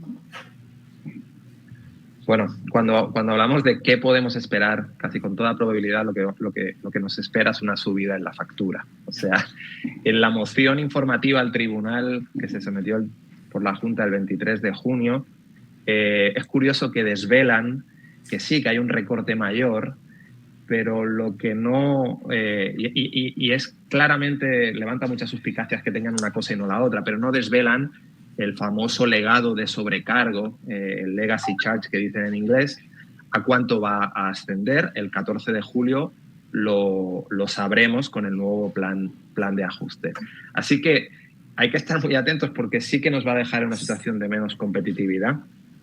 Ya Puerto Rico está en una situación complicada en lo que es los costos de, ¿verdad? Tanto para individuos como para comerciales o industriales. Hay un rechazo generalizado, pero creo que todavía, digamos, la subida viene y no va a haber manera de poder combatirla, salvo como siempre lo hemos hecho, que es con más argumentos, con más números, con más, dijéramos, actividad de parte de la ciudadanía. Pero la cosa no pinta bien, esa es la realidad. O sea, vamos a tener esa subida. Recordemos algo que durante el transcurso de la conversación, han habido estudios brillantes de economistas locales, Alameda, Ramón Cao, opiniones también de otros analistas como Sergio Marchuak o Tom Sansilo de Estados Unidos. Pero recuerdo un estudio de London Economics International que decía claramente: en los próximos 10 años hay una inversión aproximadamente de 16.000 millones de dólares que va a estar cubierta en lo que es parte de la distribución, el restablecer la red por fondos federales. Pero luego hay 13.600 millones donde no hay dinero. Y la consultora británica dijo, y ese dinero viene por subida de tarifas, porque son 13.600 que solo se van a ir directamente, se van a repercutir al consumidor. Así que, lamentablemente, lo que esperamos es esa subida, no sé en qué dimensión, nos va a dejar en una situación de falta de competitividad respecto a lo que está ocurriendo en otras jurisdicciones, así que no esperamos nada muy positivo. Vamos a ver, ese es mi cierre y mi reflexión. Bueno, Rolando. Bueno, lo único que debo decir en este momento es que si la jueza confirma el plan según se anticipa la nueva versión del plan, cuando lo sometan el 14 de julio, pero ya tenemos unas pinceladas que la Junta manifestó. Si se confirmase ese plan, sin duda vamos a tener el problema de que no se va a poder reconstruir la red eléctrica, no hay dinero para la red, y segundo, pues eso va a anticipar que la autoridad nunca vuelva a los mercados y eventualmente, por la reducción de la demanda, que la autoridad tenga que caer otra vez en un título 3 o en la ley de quiebra que exista en el momento específico, ¿verdad?, en el futuro. Así que no es nada bueno el panorama a la luz de lo que se está esperando de la Junta en estos momentos. Bueno, yo lo que espero es que podamos lograr, ¿verdad?, establecer un compromiso con transparencia y con la rendición de cuentas, porque realmente la población se merece, necesita eso, y los inversionistas también, para poder tener un Puerto Rico mejor. Les agradezco la participación aquí, me parece que ha sido una conversación muy, muy buena, y agradezco también los mensajes que pasaron en los intervalos, en las pausas. Estamos en temporada de huracanes, se asoman 2 o 3 por ahí, hay que tomar las precauciones debidas, así que hay que escuchar esas cápsulas educativas que Radio Isla está emitiendo. Y quería decirles también que yo estoy leyendo el libro de Sila María, no se los planteo como un anuncio, lo estoy leyendo con mucho interés, ella lo escribió con mucha rigurosidad, y me parece que es una publicación que los que estamos interesados en cómo se hacen las cosas adentro del gobierno de Puerto Rico tienen que leer. Es muy valiente descifrando cuestiones que le tocaron resolver, y es muy valiente contando el cómo se pueden lograr pequeñas transformaciones y las grandes transformaciones que se necesitan y que no se han hecho. Los dejamos hasta el próximo domingo. Felicito en especial a mi hija, que hoy cumple años, así que me voy a conversar con ella. Les mando un abrazo a mi nieta y a su esposo Carlos, y estamos en contacto el próximo domingo, que vamos a tener un tema muy interesante sobre lo que está pasando en la industria de cine en Puerto Rico. Hasta entonces.